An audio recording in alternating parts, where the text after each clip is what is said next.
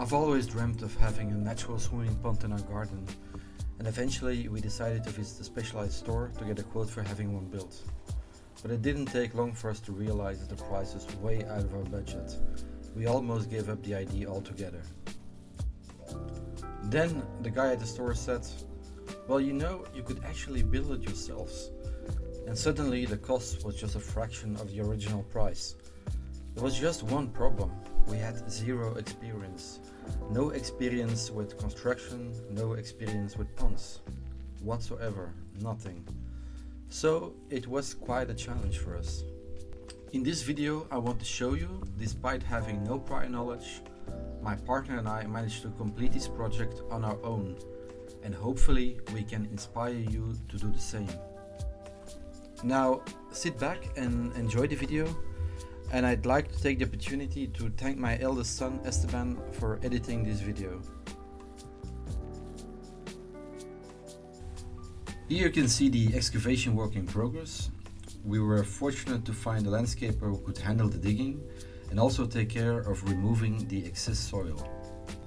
This was a huge relief because we initially looked into renting containers to dispose of the soil ourselves, and it turned out to be quite expensive. Luckily, this gentleman was willing to do the entire excavation, including hauling away all the excess soil, for around 800 euros. This really saved us a lot of time, effort and money. Plus it meant we didn't have to rent an excavator or do any of the digging ourselves.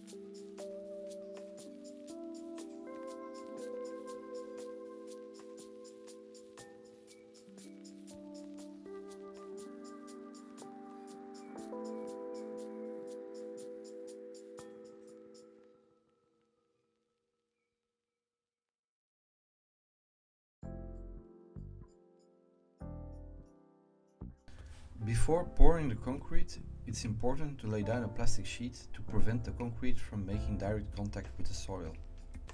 Next, we place the bricks to support the metal grids that would reinforce the concrete. These grids are essential for ensuring the strength and durability of the slab.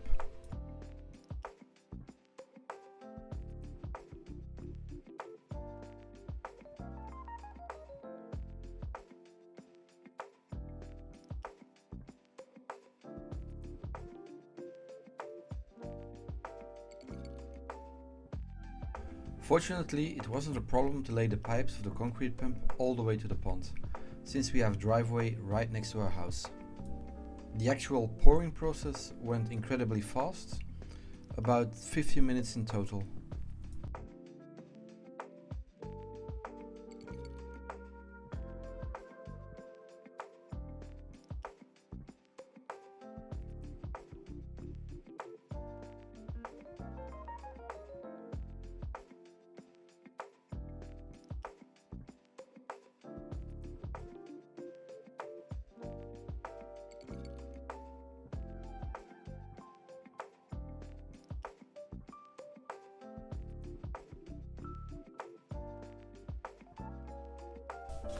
Once all the concrete was poured, we had to press it down to eliminate any air bubbles and to smooth out the surface.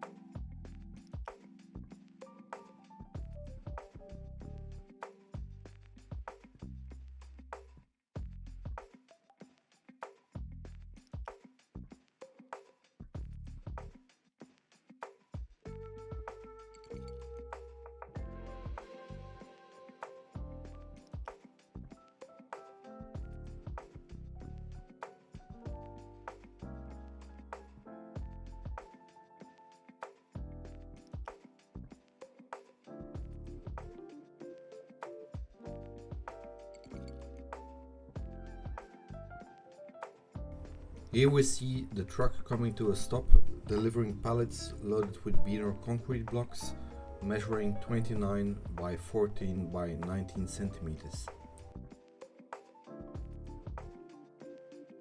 Next up, we're stacking the blocks on the concrete base of the pond, the first stacking of many blocks to come. Kathleen and I tackled this together, talk about teamwork.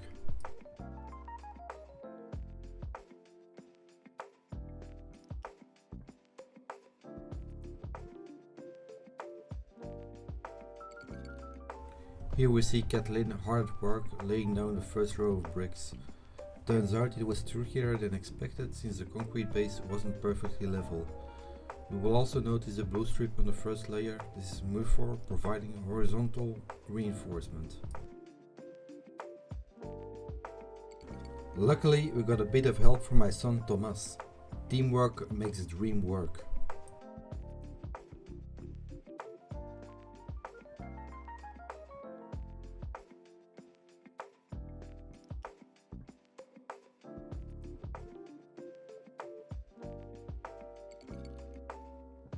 Here we see Kathleen laying the second row of bricks. Notice the blue tarp we had to set up because of the rainy weather. It's all part of the job.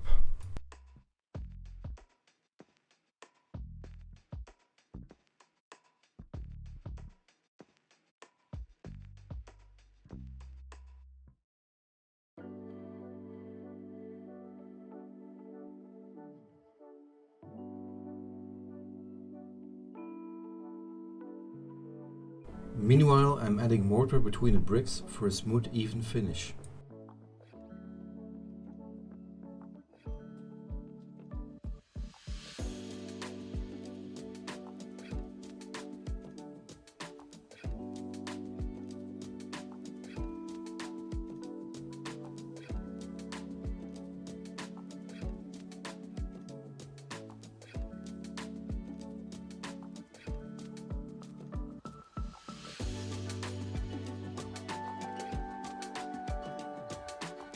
Here we see Kathleen working on the fifth row, with Murphy reinforcement still in place. For extra stability, we decided to add it between every layer.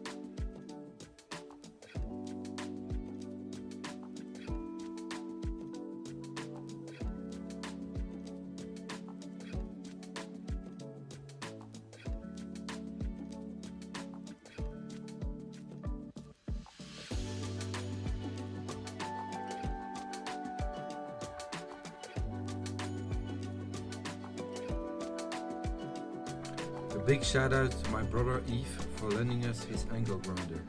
Couldn't have done it without you. And remember, always use protective gear when cutting bricks.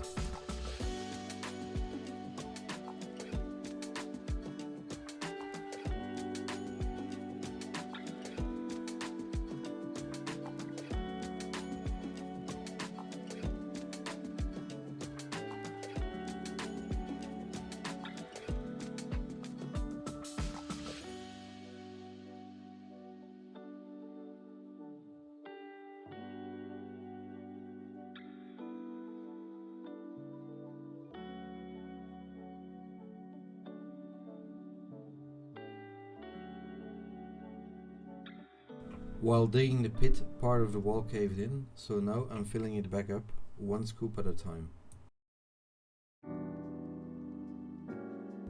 Kathleen is adjusting the masonry line to make sure each row stays perfectly straight. Precision is key. Notice on the right side we left space for the piping, one for the overflow and another connection for a fountain. Planning ahead. Here I'm starting to dig by hand to create the shallow section where the plants will go. A little extra effort for the perfect pond.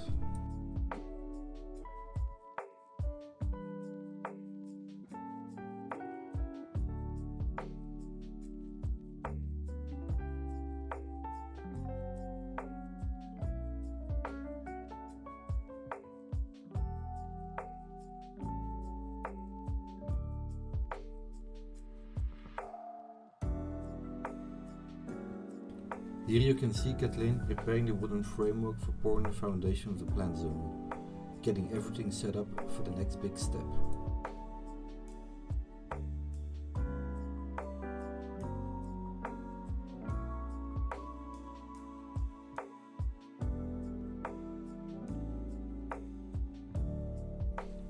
Kathleen is adding a layer of plastic to keep the concrete from directly touching the soil, keeping it clean and sturdy.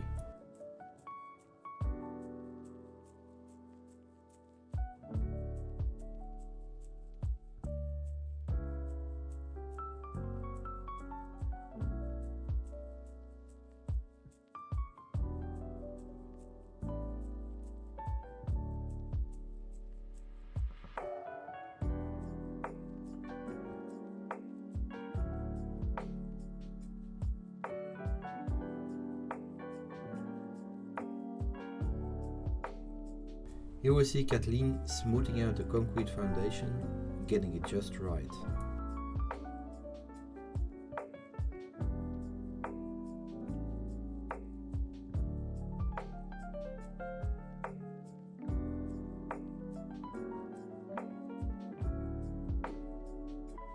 Finally, Kathleen is starting the last part of the brickwork for the plant zone.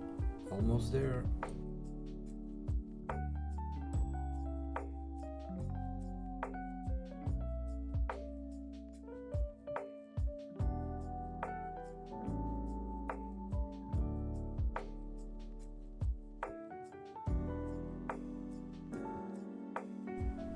Next up, a specialized company is installing the custom-made EPDM liner.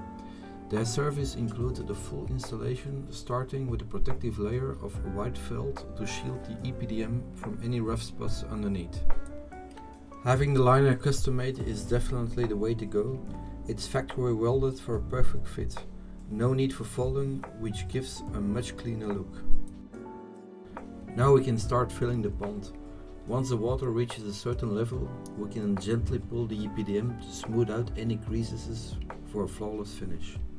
Notice the pipe extending near the plant zone. This will connect to the filter, which then leads to the pump and skimmer for optimal circulation. Here you can see me installing the skimmer box, where the pump will also be housed.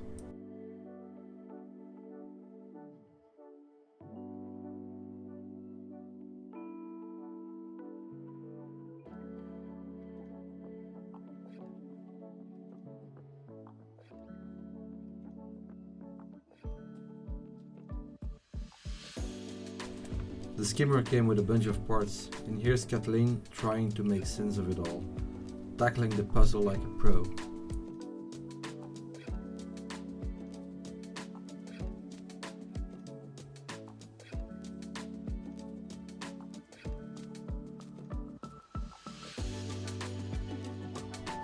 Here you can see me cutting the pipe to size with a handy Dremel tool.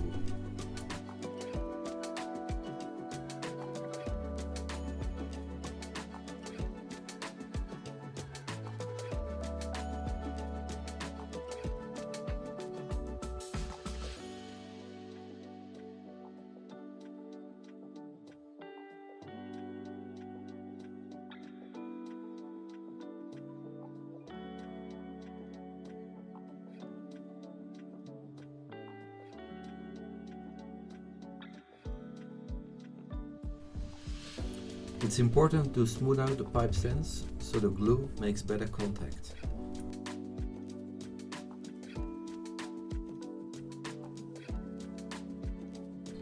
Here we dug a trench to install the pipe that will serve as the overflow.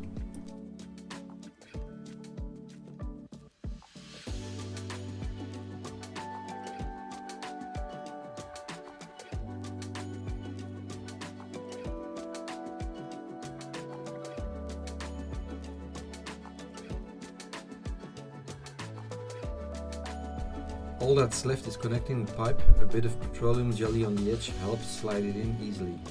No need for glue on the overflow pipe since it's not under pressure.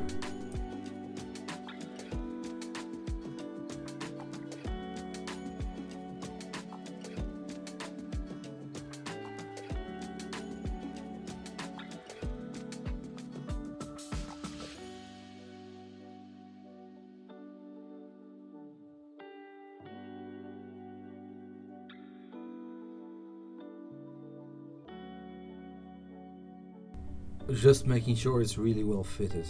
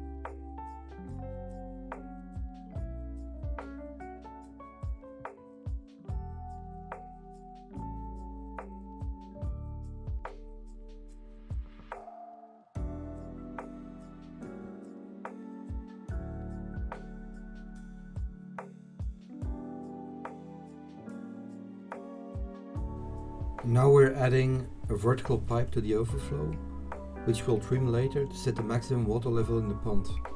It works on the principle of communicating vessels.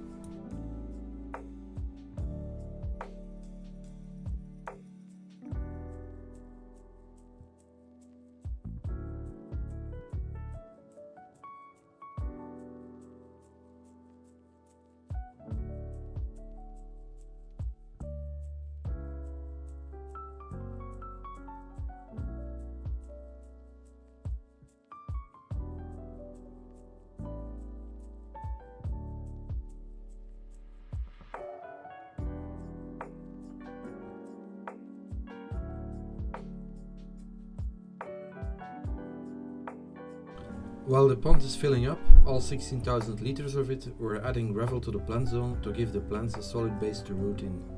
By the way, the gravel that we are using was leftover material, which works fine as a base layer. We'll top it off with specialized pond substrate for the plants.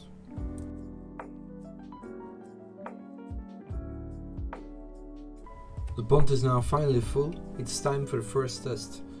Thomas bravely volunteered to take the first dive. Not long after, others followed Thomas's lead.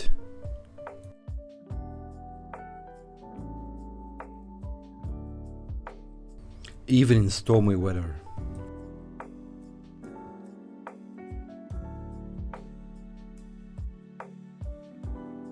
Now it's time for the finishing touches. We found a beautiful sandstone for the edging.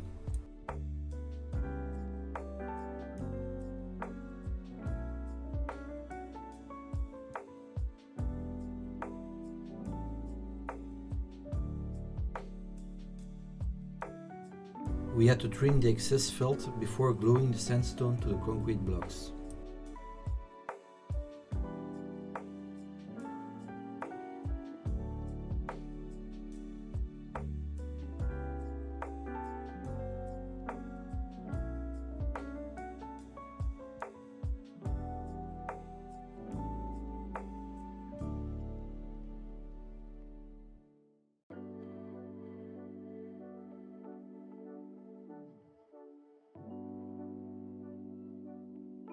As a test, we were temporarily laying the sandstone to see how it would look in the end.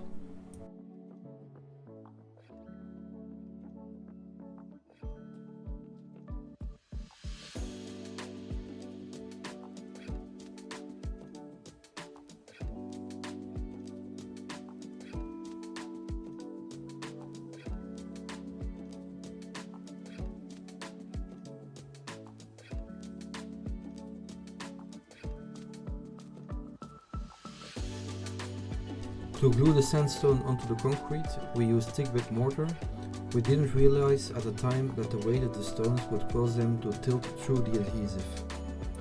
This caused quite a bit of delay and frustration, but luckily I came up with the idea to use leftover tile pieces to support the stone alongside the inside of the edge of the pond.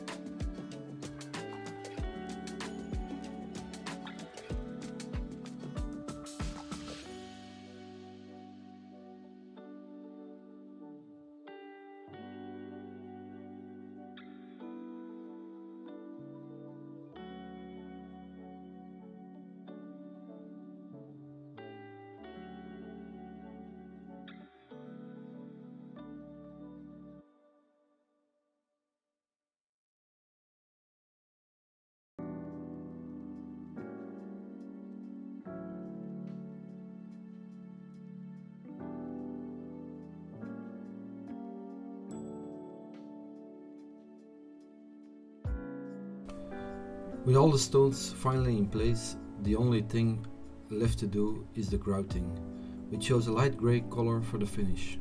Grouting the inner edge of the pond wasn't easy. We had to be extra careful not to spill, especially since we'd already released some fish in the water. Smart move, right?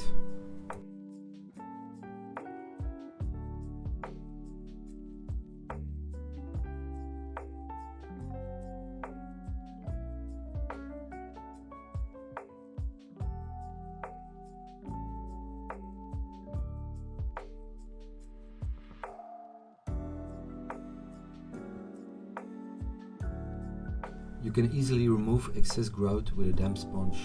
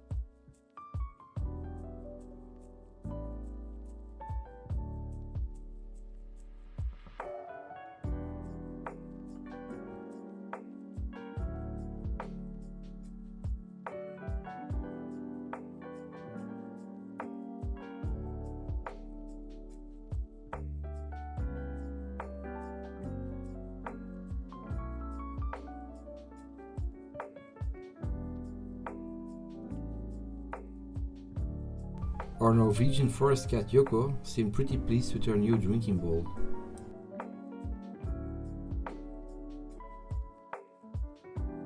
A few months later, the pond had transformed into a true oasis of tranquility, drawing life into the garden. It's become a peaceful retreat, inviting nature to thrive right in our backyard.